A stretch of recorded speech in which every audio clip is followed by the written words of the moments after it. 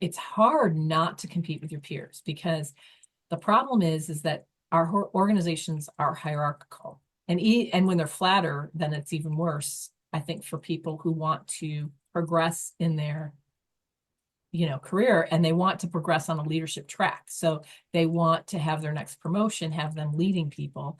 Then typically what that promotion will entail is you leading your peers, and you probably have some other peers who have the same ambitions as you do, right? So, I mean, you could go to another company, or you could, continue to try to get that promotion, but your competition for the promotion in your own company is usually going to be your peers on your team.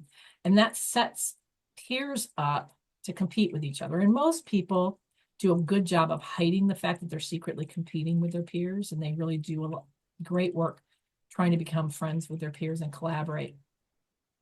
But if you really want to get a promotion so that now you're leading the people who were your peers yesterday, it really helps to set that up by creating a dynamic with your peers where they would easily accept you as a leader. And there's a way to do that. And the way to do that goes beyond just being friends and collaborating with your peers. It means creating a relationship with your peers where you are supporting and empowering them and genuinely invested in their success. And it seems paradoxical, because if you help your peers succeed, then it seems like, well, now I'm helping my competition do better, right?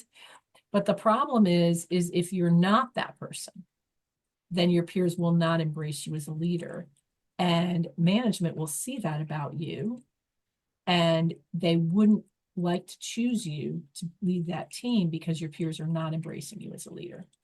So the peer, if you think about yourself, if you had two peers and one achieved like crazy, but didn't seem to think much of you, and the other one still achieved, but they were also very interested in supporting you and being successful. And now you weren't going to be the leader, but one of those two were, and you got to choose, or you got to help choose, who would you choose? Well, if I would choose the one who I think would support me in my career.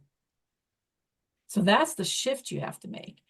Now, the great thing is the teams that have peers that genuinely support each other and want to help each other thrive are higher performing teams.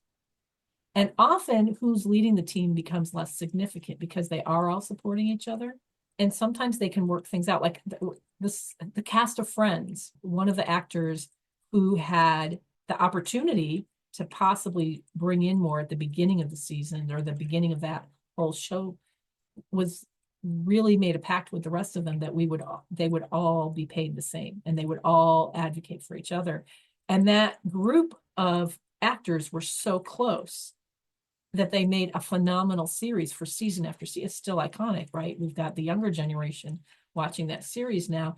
I think that's a great example of peers really genuinely supporting each other, and as a result of that, thriving. And in that case, it almost doesn't matter who the leader is, because there's such a tight group, and you can trust whoever becomes the leader to support everybody else.